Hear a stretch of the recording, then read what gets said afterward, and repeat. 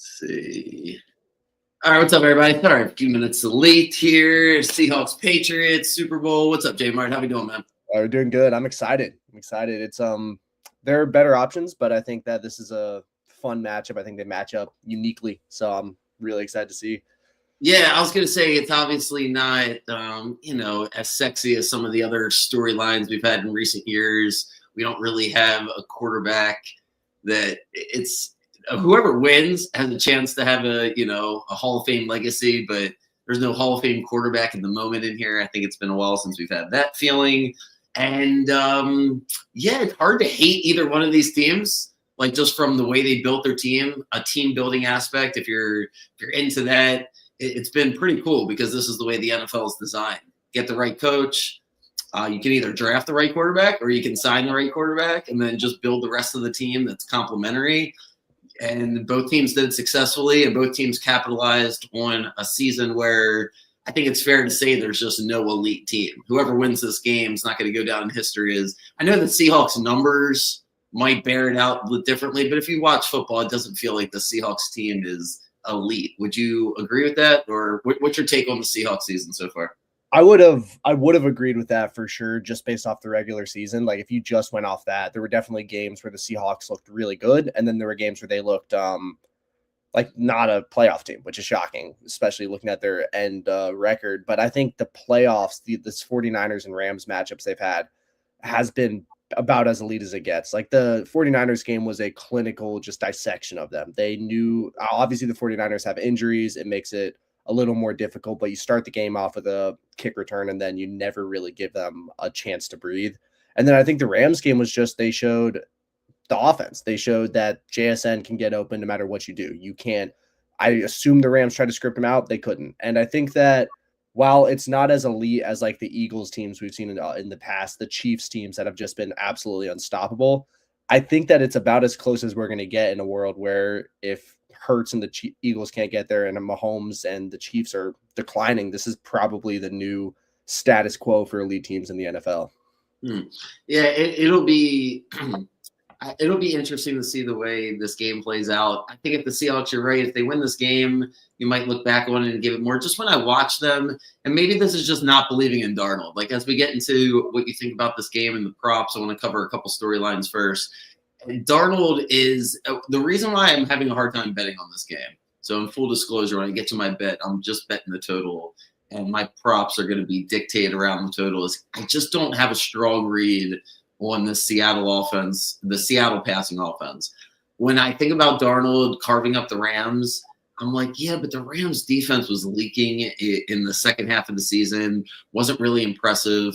Then I'm like, the Patriots defense gave up that long pass. Gonzalez got burned by Mims early in the Broncos game, and the weather got bad. I just can see it either way. I hate straddling the fence here with Darnold, but I think I'm stuck on. I really could see it either way. Tell me what your thoughts are on Darnold, his career, where we're at right now, and how you think he's going to perform in the game. Yeah, I mean, from a career standpoint, the Jets situation, we make jokes about the Jets being an awful spot for QBs. It is QB hell. You have seen every single person that leaves that franchise perform better outside of it. But I would argue Darnold went in at the worst possible time. Like, I mean, he goes in with Adam Gase as head coach. Gase really never had any business being an NFL head coach in the first place. It was clear from the first day there. Darnold showed flashes of real potential. Again, remember, he was a really raw prospect coming out anyways. I think he'd started one season full and half of another one. So there wasn't a ton of game film on him. He didn't have a ton of exposure already. Gets mono and then just completely loses his mental.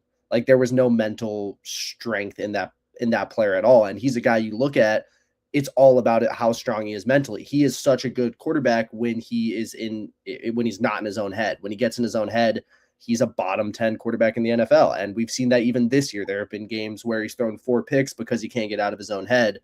But what makes me feel really confident is you haven't seen that in the playoffs. Like he got tossed around by the Rams. The Rams went after him. They sacked him a ton. There were plenty of reasons for him to get in his own head. It wasn't a dominant win like the 49ers game. He really had to push to win that game. And he did. And he was played about as strong as I've ever seen him play.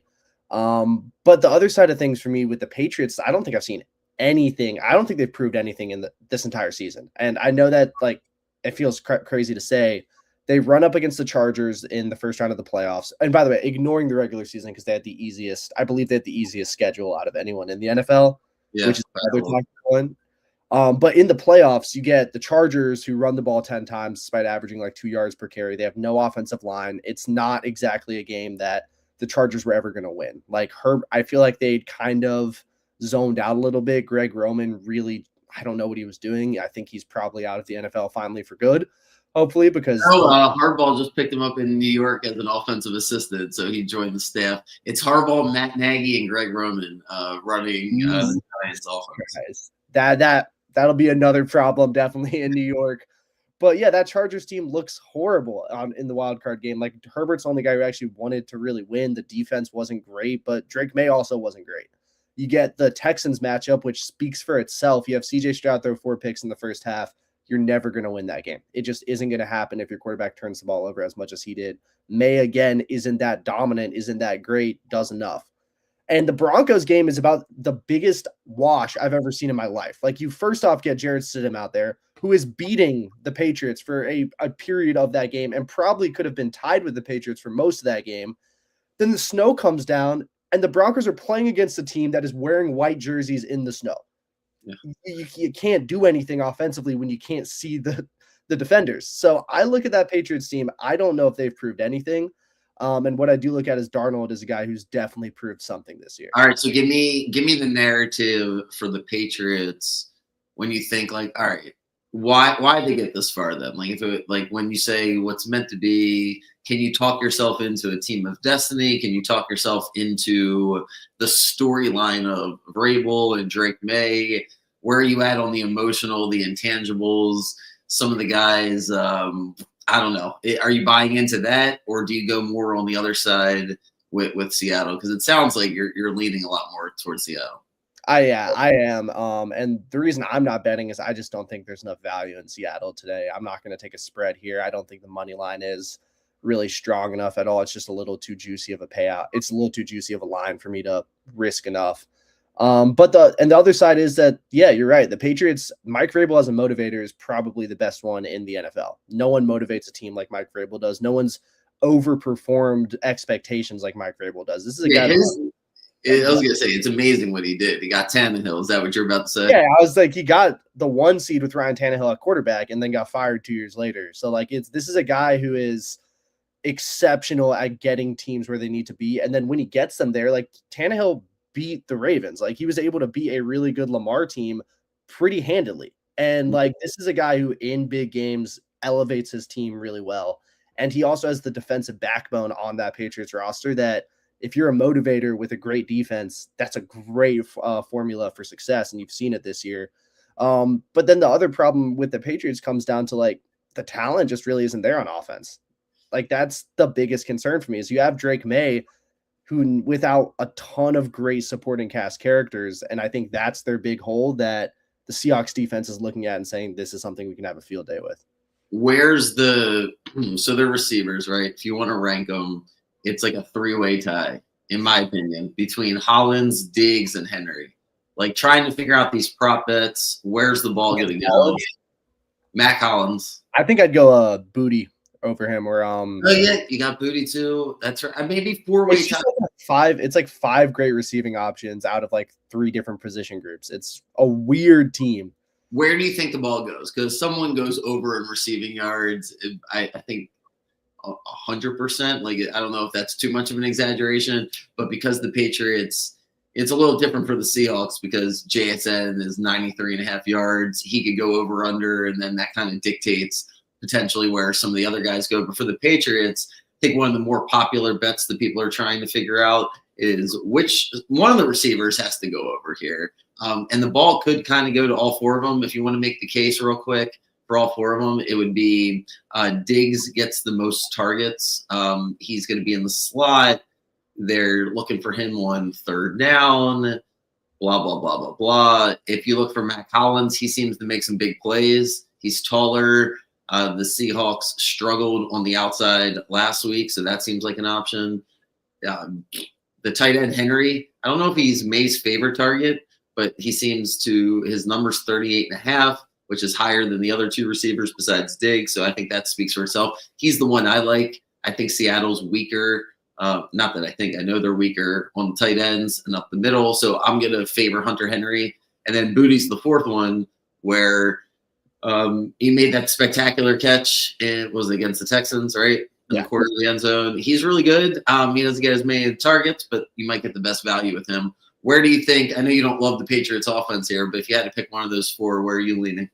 Yeah, so I think that the formula to beat the Seahawks is to channel the passing game through your tight ends and running backs early to set up those deep balls later. And I think that works really well for the Patriots. Admittedly, Henry's a guy who does get open, and when May is looking for him, it works really well. I know he's had some drops. There's been some issues like with him. He's not been very consistent, which is why I look at Diggs a little more, because he will kind of function at this point in his career. He functions more like a tight end than a receiver. He's just not as fast, but he just finds ways to get into creases. He knows how to read a defense and get open. My personal favorite is Ramondre Stevenson. I think that you'll see him get a ton of reps. You've seen running backs have really good receiving games against the Seahawks recently, just because they, again, focus on the receivers. I think it'll be interesting to see how that works against a Patriots team that lacks the receiving talent of a Rams, even of like a depleted 49ers roster. But out of the options, I do like Hunter Henry the most too. I agree with you on that. I think that he's a guy who, again, he can get those 6-8 yard catches. That's typically where you'll see him. But you see him get a ton of like 25 yarders too. He gets open in the middle of the field pretty consistently as well. He's a tough matchup for the safeties in Seattle. And I think that naturally one of those receivers like Booty Hollins, I think Demario Douglas is another guy who's still there. Right. One of those receiving options will like get open for a deep ball. I think Drake May will get someone for about a 25 to 30 yarder. It'll be there. The Seahawks know what they're doing defensively. They're trusting a lot in their corners, and they're going to make a mistake at some point. If you're looking to try and snipe who that is, I really recommend against it, because you just don't know with a team like the Patriots. They have so many receivers that all kind of fit the same role that it's just so difficult to figure out which one's going to be the deep threat this game. So I think Henry definitely has the least amount of variance. Diggs is next, and I think Ramondre is a really good option as well to see some touches. What do you think of the run defense as we talk for Seattle? Because that Rams game in the NFC Championship, the Rams, the punt return really set them back. The thing that jumped out at me, and I'm curious what you think about this, and whether or not Seattle will just be better tomorrow night, or whether there's a real opportunity, because the Rams ran the football downhill. Corum and Kyron Williams were able to move it. The Patriots have gone away from Travion Henderson, and it feels like it's all Ramondre Stevenson. His number's only 48.5 rushing yards, 12.5, I think, is his longest rush. What are your thoughts here? Because if the Patriots are going to win this game, it's hard to imagine that they're not able to just run the football, right? No, I agree. And I think that their focal point should also be like, Drake May's got to get involved. That's such a unique ability. Like, you've seen him. He was very hesitant to run early in that Broncos game. He ends up running a good bit later in the game, and it works really well for the Patriots. I think Ramondre, the Rams gave such an interesting look with Corum Williams, because I felt like Williams was really good at getting like 4 to 8 yards a carry. He was operating in that range well, while Corum was really either like 1 yard or like 15 plus. Like, it was in between that. So the Seahawks kind of showed like we can be good at preventing the deep run, the long run, or we can be really bad at preventing the long run. I think that Ramondre will see a good amount of touches. I think Vrabel, again, is a defensive coach, so you're going to see more of a defensive, conservative approach early in the game. But I agree with you. I think that in order to really test the Seahawks, they have to throw everything they can at them. It's a Super Bowl. I think Drake May they'll try and be super dynamic with Drake May. You saw some really fun plays with that fake bootleg, I believe it was, in the AFC Championship. That was just ice the game. Fourth down play call. You'll see more stuff like that, because that is an absolute gift that they have at quarterback that not a lot of teams get. Ramondre is interesting because his best value is that he's such a good receiving back, and I think that they'll be a little hesitant to try and pound it with Ramondre because he's had some fumble problems in the past. I think they'll run it with him for sure, but I expect them to throw a little more than people think. I think you'll see some designed QB runs, but it'll be a ton of like RPO options. They're going to put the game in Drake May's hand and kind of say, you lead us to victory. Because again, he's their best player on offense, and that's something that they need to operate through. What are your thoughts on it? So how many props do you have, first of all? I have like three. I'd say three really solid ones that I feel pretty good about.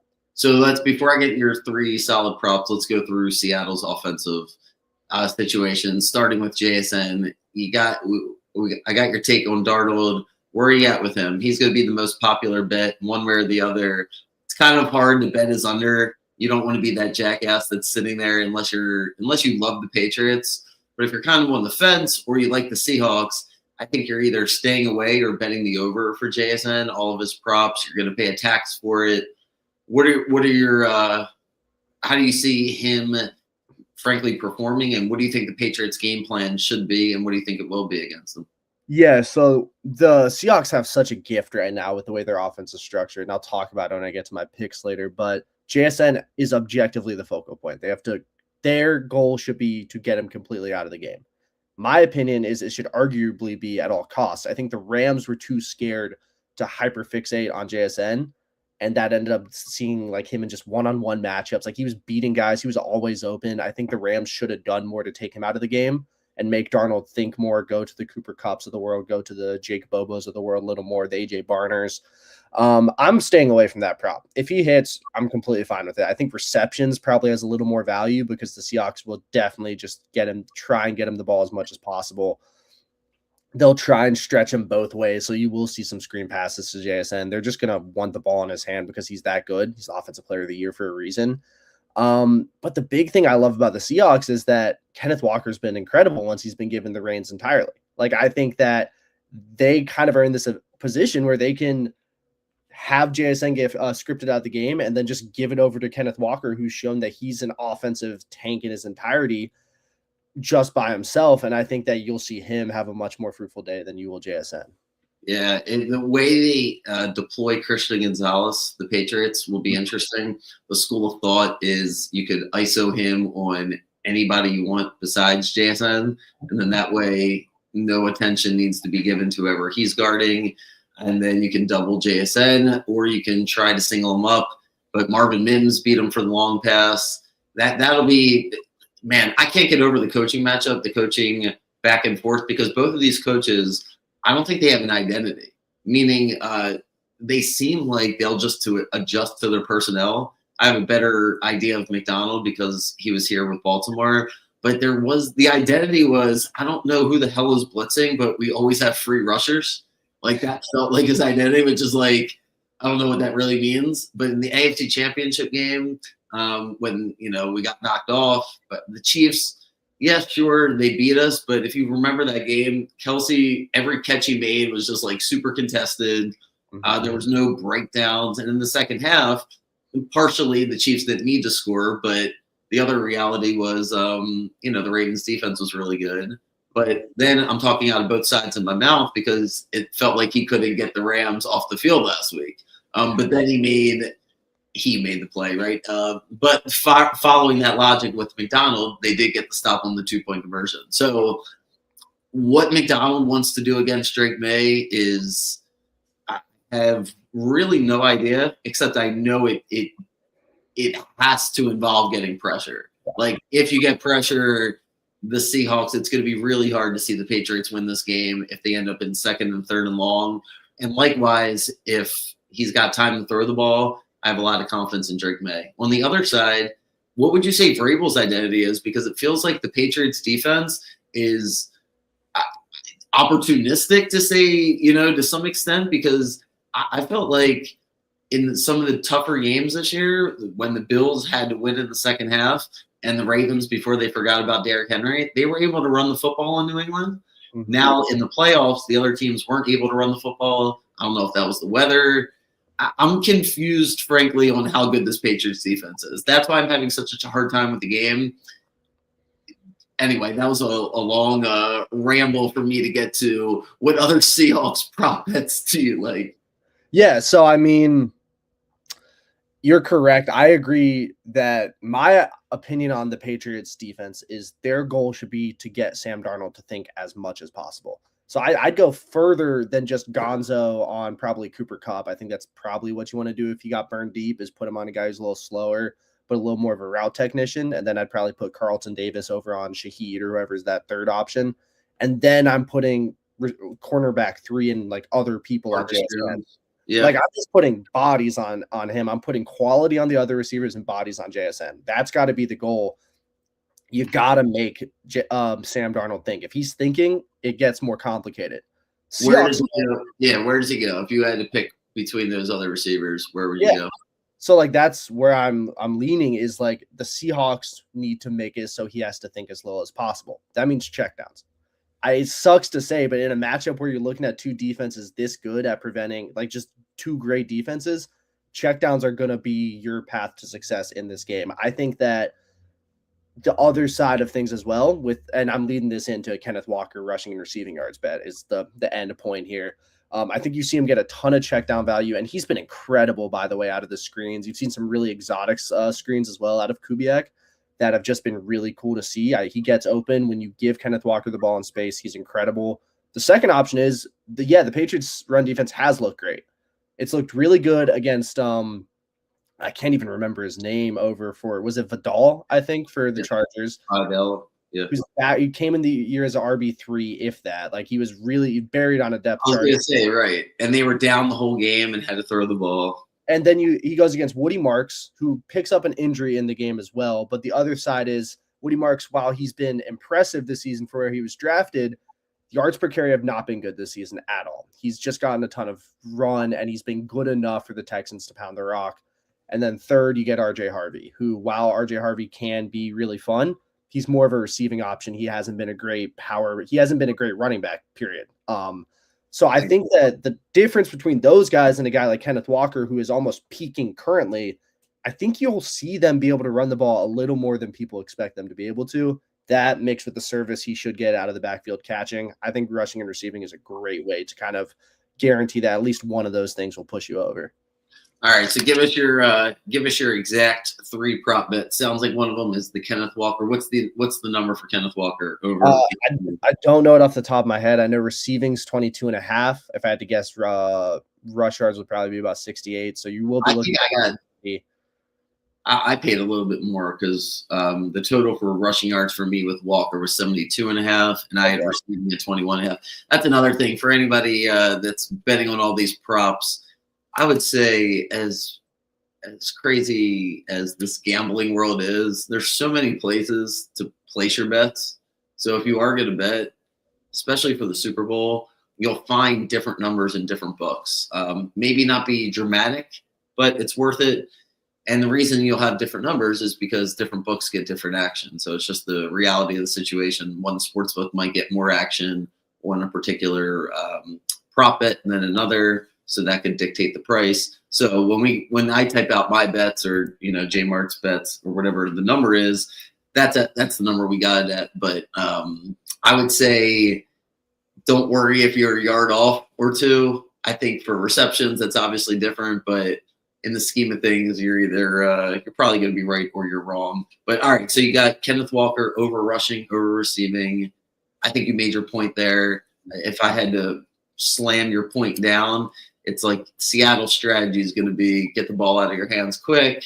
You don't have to read the defense, and that means Kenneth Walker is going to be the feature of the offense. I'm with you on that. What's your second one? Yeah, I'm big on a kind of inverse style offense for the Patriots as well. I think you'll see Ramondre Stevenson as a receiving back be incredibly valuable. That would be where I'd go, is his receiving yards. And then you can really take your pick between Drake May rush attempts or rush yards. I think they're both probably good. I think you'll see him run a little more just because, again, that secondary is so electric for Seattle. It forces quarterbacks to run a little more. You saw Stafford running. I mean, that never happens, and he was forced to run because of how just electric that Seahawks secondary is. So I think Drake May as a runner, you can take your pick between those two. I'm still trying to decide between those two, in all honesty. I think there's value in betting both. May can have some good rips, but I think that there's a lot less volatility with the rush attempts, which should be around, I want to say 8 to 9.5, and then rush yard should be around 30. And I think there's value there for both. I can see him getting 50. And then, Ramondre Stevenson receiving yards. I think you'll see him get fed a ton too. again, Seahawks secondary really, really, really good at limiting opportunities down the field. I think it'll look quicker with Drake May, a lot more RPO looks, a lot more screen looks. I don't be shocked if you see a cagey game. I wouldn't be shocked if this one's relatively low scoring. I think these teams are going to want, you have two defensive coaches, they're going to want to lean on their good defenses. So I think you kind of have to bet going in expecting this game to be more of a game of inches than a game of yards.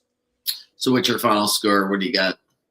I mean, I'm on the Seahawks. I think the Seahawks can get it done. I think they can. I think they can probably get close to covering. I would lean, because it's going to be so low scoring, 20-14. I think 20-14, maybe 20-13, somewhere in that range. Seahawks beating the Patriots. I think it'll be close early. I think that eventually there will be a mistake from Drake May. He's been too turnover prone this playoffs, and Sam Darnold, I expect to not have to do as much as people think he's going to. And I think that's what it's going to come down to. And I'm imagining you like the MVP value for Kenneth Walker. I think Kenneth Walker's definitely got the best value because, again, the Patriots are going to be entirely focused on stopping JSN. That's got to be the focal point. Kenneth Walker has been quietly so good these past couple of games. Like, yeah, JSN has that big NFC championship. Check what Kenneth Walker did. Like, it's not like he was doing nothing. He was pretty incredible there too. So I think there's a ton of value in Kenneth Walker here. He's got a great storyline. He's had to split carries all year. They finally stopped splitting his carries, and he just becomes as good as he really is. And you're seeing how he was hampered by that dual backfield. All right, so here's where I'm at. Start with Seattle, and I got a bunch of props. I'll run through them here. I think that I said it in the beginning when we were talking. I think Seattle built the team as perfectly as you can, given the fact they don't have the franchise player. Get the coach, got off the coach, which was hard to do. Got off the quarterback before that, and Russell Wilson, which was hard to do. So you win with Wilson and Carroll, and you don't really have much of a drop-off. You kind of maxed it out, one bad year in there, you make the move, right? McDonald comes in and you build perfect team within the salary cap. You max out everything you can. He messed around on the defense and traded a few linebackers here and there, signed a couple guys, drafted a couple guys. It's not a perfect defense. I'm sure he'd like to change a piece or two out, add another piece. You get DeMarcus Lawrence as your leading pass rusher. It's not ideal. However, it's a perfect opportunity for this to be what comes down to a coaching matchup because you have McDonald versus McDaniels. It's not really McDonald versus Rabel. It's Mike McDonald versus Josh McDaniels because if the Seahawks play the type of defense that I think they're going to play, then the Patriots won't really have a chance to win this game. If the Seahawks can just suffocate them and force turnovers, it's going to feel like the Seahawks when they destroyed the Broncos in the Super Bowl. You know, one of my favorite moments. I love the Seahawks in that game. This defense is not as good as that defense. That was also the Peyton Manning Broncos offense, and this Patriots offense isn't that dynamic. So to me, what I'm fascinated by is it all comes down to Mike McDonald for me. If he draws it up and he's on top of his game, it makes up for the lack of skill that the Seahawks defensive players have. However, the reason why I'm not rushing to the casino to bet a lot of money on the Seahawks is because McDaniels has already done this. Not once and not twice, right? He's done it a couple times, I think 3, if I'm not mistaken, where he is not going to be nervous. And he's gone up against other great defensive coaches. Now, you might say the Rams defense shut him down that one year, and that's fine. But I am too nervous that, and I kind of think you're right, that the Patriots are just going to be like, you know what, fuck it. We're not going to run the ball at the middle and let Seattle blitz us on 3rd and 8, 3rd and 9. We're just going to spread them out. And we're going to have 4 or 5 receivers. Even though none of our receivers are great, we're going to get the ball out quick. And maybe they scheme it, and Seattle has to play from behind, and then Darnold turns the ball over. So I just keep going back and forth on that. And I can't get super sold on Seattle. So I come back to New England, and I'm like, man, Vrabel, like you say, is just ice, man. He's just such a great coach. He's been there before. He's done it. But just like McDonald, he doesn't really have the horses. Like, his defensive front seven's not that great. So anyway, by the time I'm finished fucking going back and forth, we didn't even talk about this at all. I'm right with you. I love all the unders. So I have it being a 3-point game. I'm going to take Seattle because that's what I really want to happen. but I'm going to say 17-14 or 16-13. That would be a little contrarian and give a bunch of field goals to the winner. But yeah, that's where I'm at. Super low scoring. The bets that I like are the under, obviously, but I like the under for the first half, probably even more. I fully agree with that. That's the best take. Yeah, I think that's definitely the best value on the board. There, it's going to be so cagey. Yeah, it's 21.5. Here's how I kind of look at it. Both coaches, it's their first time ever in this moment. The last thing they're going to want to do is lose the game here in the first half. So yeah, I think it's going to be tight. I think it's going to be a lot of short passes, especially if I'm New England. Like, New England knows what everybody else knows, which is their offensive line's not great, and McDonald's a genius when it comes to schemes. He's going to have 2 weeks to come up with something. The only way you can beat McDonald, I think, is to not let him even draw it up. Just spread it all out and get out of your hands quick. So that's what I like. I'm right with you with Kenneth Walker. It's kind of funny that you pretty much took all the words out of my mouth. The only bet I'll add is I actually like his rushing yards and I like his receptions. I'm a little skeptical. I like over 2.5 catches. I'm a little skeptical that his catches might not lead to anything. So I'd lean towards his catches, not his receiving yards. And I would lean towards his rushing yards going over. I'm going to type this all out so everybody can see it. But I also have over 14.5 for his longest rushing yard. I think Cooper Kupp gets 33.5 receiving yards. That seems about right. That's the only prop that I really liked for Seattle's receivers. I wanted to stay away from everything else. And I got over 3.5 field goals. I think it's going to be a field goal game. And I might add a couple more bets. I'll type it all out. But those are, I think we pretty much see the game going the same way. And I want to add one thing, give some people something to think about. Tom Brady said this week, I guess we can listen to Tom Brady's perspective on Super Bowls, right? And he said something that's kind of interesting about sports betting and picking games in general. He says that when people ask him who's going to win the game, when he's covering a game, he's like, yeah, the staff will ask me who I think is going to win. And I always answer, well, if they play 10 times, I think this would happen. And I think that's an important thing to keep in mind when you're betting, whether it's the Super Bowl or fucking random college basketball games tonight or baseball games in a month. It really is like 70% of you can feel good that something might happen 60, 70, 80% of the time. But when you're just betting and it's a one-time thing and anything can happen. So for the love of God, don't bet what you can't afford. And I just can't get excited about anything besides the under. I feel like, and then I want to get your thoughts on this. If I bet the under and I'm right, at least about the first half, then I can just hedge the second half, be a pussy about it, split my money, excuse my French. And, I feel good about that. So that's going to be my betting strategy. Bet the under, win that. And then depending on how I feel at halftime, hedge it with the over. So. Yeah, no, I mean, I agree. And another thing, like, I rarely come on here and say, I feel super confident, like this is going to happen. Whenever I'm analyzing a game, you always hear me say, I think that this is more likely to happen than this is to happen, because you don't know. Like, though, I can really think of like the couple times I have, and it's just been Georgia games, and it's really just been when Georgia's an underdog, and it's just a gut instinct that it's just a good matchup. And the only times I will say like this is 100%. I'm typically right just because it's a really good read, and it's once in a blue moon.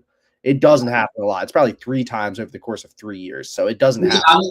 But dude, I'll stop you there because I really think that's the best way to bet a lot of money. Like, if you love sports, is to just try to be honest with yourself and say, dude, I'm only betting 3 or 4 times on like a big game. Yeah. Like whatever a lot of money is to you. And then you hold yourself accountable to be like, dude, I really love this game. Because once in a while, you're right. You do have a really good opinion. It's just when you're always betting, the numbers just get you. The juice gets you. And you need to just know like what your head should come to. The conclusion should be, I think this is more likely to happen than it is to not happen. So if you're picking a game, like the reason I think the Seahawks win this game, the reason I'm not going to bet, or I'm not going to bet a ton of money on the Seahawks, is because I think that while I do think they're going to win, I think the line is priced so well that there isn't a ton of value for me to just go bet Seahawks money line. And I'm not chasing a spread in a game I think they're not going to score a ton, because I don't think it's plus. So I really do think it's too even of the game. Like, I think this, if you made me bet, I would take the points, because I think both coaches don't have the talent on defense. So it really comes down to coaching. And both coaches haven't been in this moment enough for me to be like, this one's going to do a better job. Both of them have done such a great job that, yeah, I do think that this game's coming down to a lot of 3rd and 5s, 3rd and 6s. And did the Patriots get somebody open? And it's like, motherfucker, that guy's open again. And how many times have you watched a game where that's what the Seahawks did to the Rams? You said it so well. It's like, we don't have the benefit of knowing what the play call is and watching the all 22 cam. You're just like, how come on my screen this little guy who's the best receiver in football is always open? Where it's like Puka's grabbing the ball out of the air. It felt like it was more difficult for the Rams, whereas Seattle, it's like, man, this guy's just wide open, wide open, wide open. So, yeah, can Vrabel scheme that?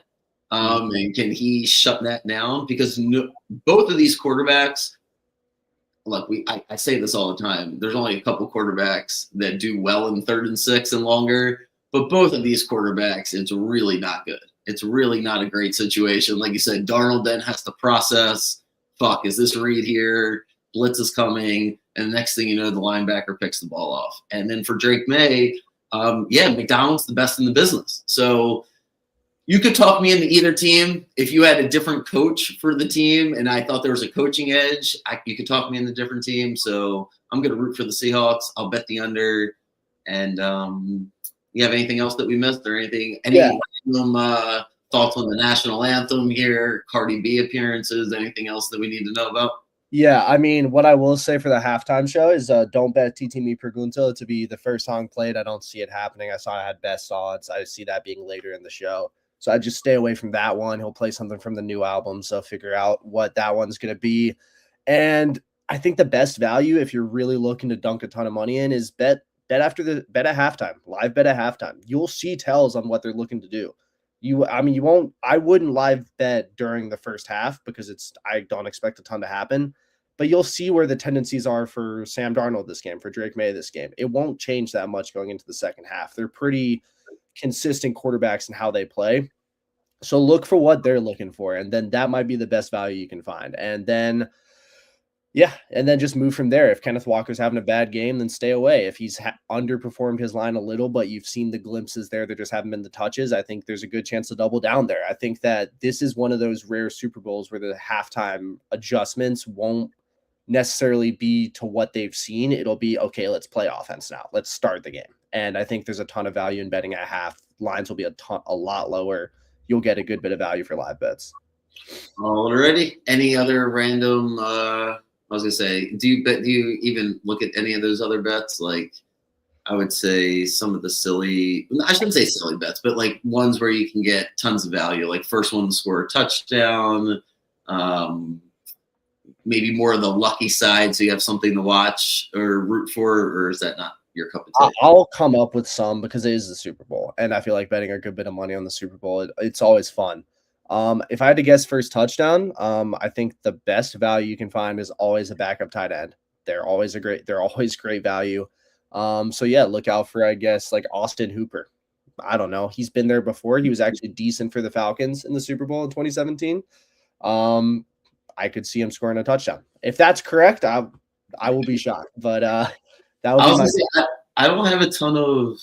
I don't usually love those kinds of bets. I think the bets that I like the most are the field goals. Like if you told me right now what's your favorite bets, just because I think the way the game's going to go, I like over field goals, over field goal yards.